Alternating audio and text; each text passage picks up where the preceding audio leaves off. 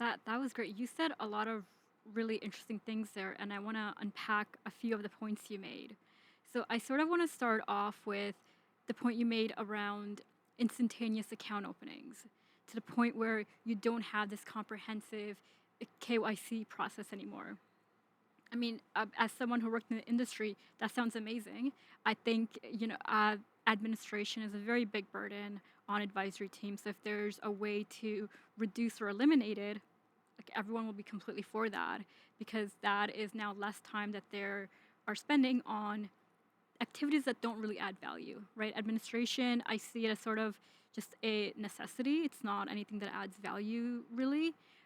So, how would that sort of work? Like, how would you just be able to have an account, have it open right away, and just have very limited KYC? I suppose I'm trying to understand it a bit more, and from a regulatory perspective as well.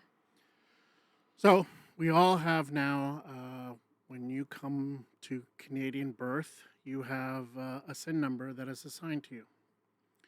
You have a passport that is assigned to you as a Canadian citizen. Once you turn a certain age, you can acquire a bank account.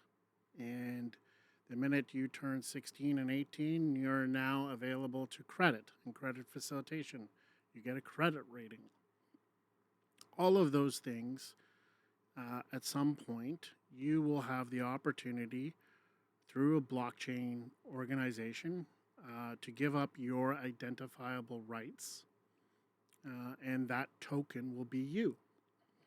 And so when you go to a brokerage versus you going through, 10 pages of KYC documentation, that token, which would be on your phone through your wallet, would be your basically thumbprint or your digital you, and that can't be changed because every time you do something, your blockchain will add that information. And once you have the availability to say to yourself, okay, from the scarcity of who you are, and you think of you as good credit, or you want good credit, or you want an account, you will basically give up that digital information that will be pre-populated. It'll be validated because the blockchains are lifetime, and your relationship with your advisor will be simply you coming into the office and it's being validated that that is you. And all the mid office and back office of understanding the suitability of you as a client, because it's tracking your financial uses, it's tracking your payroll submissions, it's tracking your daily called contribution, will give you a credit rating and a worthiness of your KYB.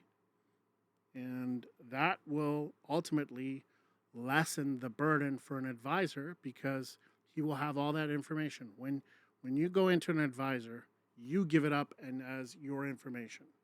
You say to yourself, hey, advisor A, I'd love for you to be my advisor. Okay, well, how much is your investable assets today? And you'll give them a roundabout number. Okay, how long have you been investing for? You, I've been doing it since I was 21. How long have you been in your last job? I've been there for 5 years.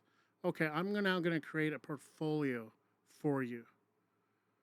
And I think you're going to see with the blockchain that all of those things that you just described are actually going to be on the chain for them to take in a very, it's not like it's readily available. It's not like it's anyone can have it. It's you having the authority to say, yes, I'm willing to give this up. And they'll move forward in the orchestration of what their portfolio management will be for you.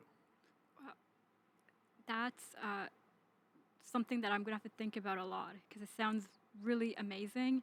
It's fascinating. So I suppose the Well, our think future about is tokenization. think about what's happened over the last 2 years. Practically, or majority of Canadians now have QR coded themselves from a medical perspective. They know that you've had either 2 or 3 shots, right? Right. You've given up that right, and every time you go to the airport, you go in through a Arrive can, you've given up your passport information, your medical information, and your whereabouts because they're tracking through the location services, right? Right. All of those things now can be diarized and summarized on a blockchain. It's fully encrypted. It's not like anyone can see it. You have the ultimate right of forwarding that to the possibility of getting a better rate of returns, the possibility of getting a lower insurance possibility, the possibility of getting better health care, right? I love my Apple Watch, right? I sign up for the health app, right? I now can forward my health app, which is checking my blood pressure, it's checking my heart rate, my oxygen level. My doctor said, "Hey, why don't you send that over to me so I can know how well you're doing over the last few months?"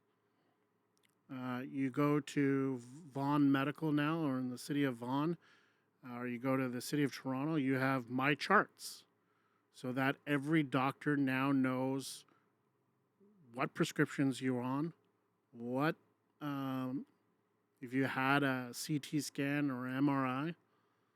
It's you having the availability to push that forward. It's not they're not taking it without your approval, but it will bring in a level of efficiency and truth and transparency because as I said at the very first statement, the blockchain is a block that's impenetrable. You cannot change the past. It's a value contribution to the next value to the next value. And all the blocks verify and validate that every single day of every single moment, right? Mhm. Yeah, it's truly fascinating, and I find it really interesting